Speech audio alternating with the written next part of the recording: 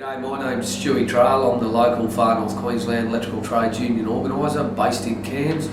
This case we're running is on behalf of Tommy Sabazio, an ETU member who lives in the Northern Peninsula area, which is right at the tip of Australia, 1,000 kilometres from Cairns, and he worked for Ergon, basically running not only the power station but also the poles and wires, so the electricity network to the whole of the Northern Peninsula area. Tommy was employed by Ergon for a period of 20 years. 15 years approximately of that time, Tommy was on call 365 days of the year. That commitment to Ergon and his community had some significant personal impacts on his own family life. There was a number of major safety and environmental issues in the Bamaga area that have been highlighted by Tommy and also the Electrical Trades Union over many years. Some of those safety issues and environmental issues are still outstanding.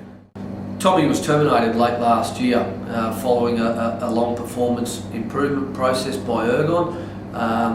It's important to note that that performance improvement process was tied strictly to a work group leader or a team leader role that Ergon appointed Tommy into, never ever paid him for. So they expected him to do these additional responsibilities to his trade-based role. His trade-based role, there's never been any question about his technical competence. Ergon have not taken their obligation to employees in remote areas, 1,000 k's away from Cairns.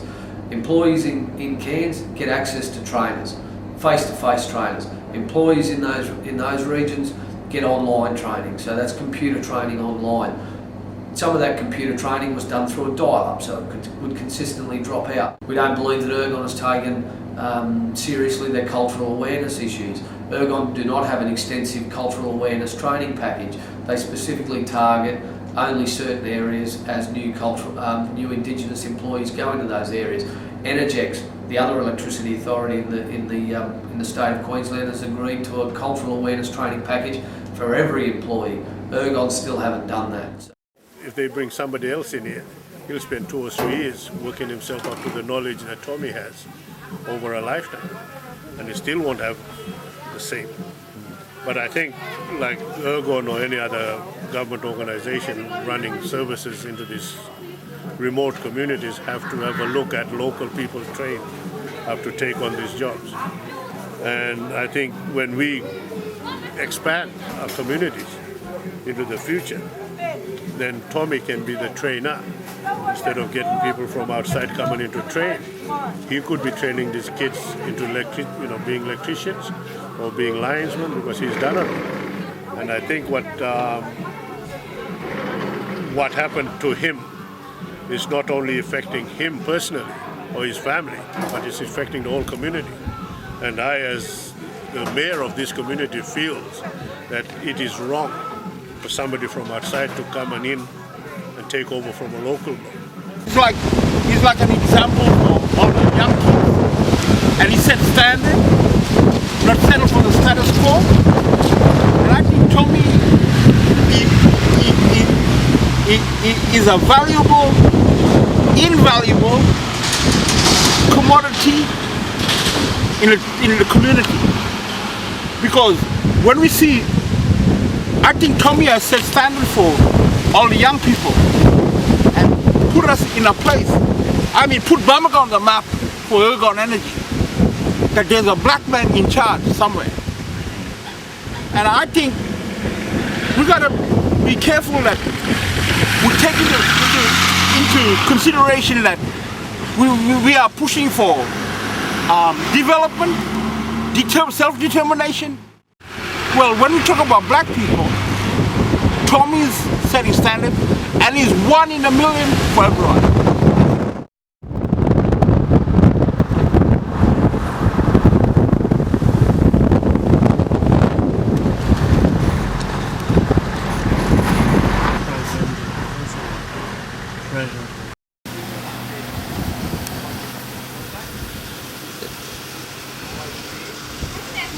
As a business owner in Bamaga, what's been your dealings with Tommy Sabazio?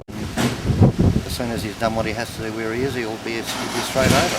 Do you think his local knowledge and his awareness of the cultural issues are a benefit? Yep. And he's heavily involved in the community. Well, especially in the Sasha community, but also in Bamaga, where he lives. He's involved heavily down there. He's in the fishing club up here, in the band. He's well liked wherever he goes.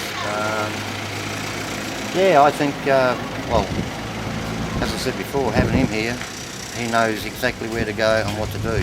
He knows the problem before he even has a look at it, basically. And he's a good operator in the community, young and old, and gets along with everybody. So it'd be well worth having him back on, because he knows where everything is here. He doesn't have to go looking for it, he knows where it is. Yeah. An Indigenous man like Tommy in the community, there's that rapport with the local people. I mean, a lot of them are his family as well, but the thing is, if you were running the show up there, or you or me, the language barrier would almost prevent them from expressing any concerns they have. I mean, they could have a fault in the house, and more particularly over the holiday periods when Tommy's trying to get a bit of time off to spend time with his family over Christmas, New Year. The power would go off. It'd be back on within 20 minutes. Tommy's been dragged out of bed or dragged away from somewhere. I think it speaks volumes, because honestly they're still entrenched in sort of that cultural background where they can't break out.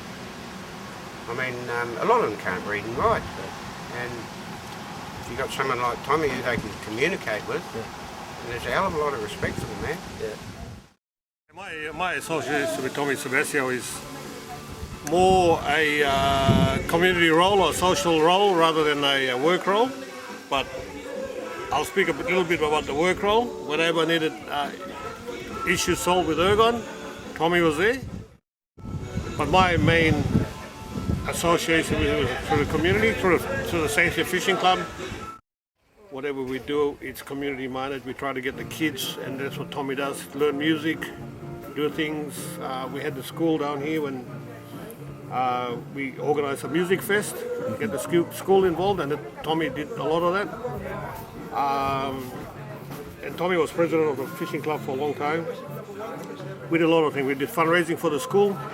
We got the hearing to help the kids who had hearing difficulties at the school.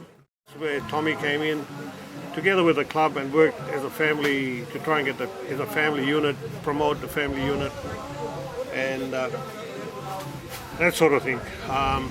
And in a community such as the NPA or maybe TI, in a remote community, you have to be community minded. If you're not community minded, then really I don't think you should be working up here.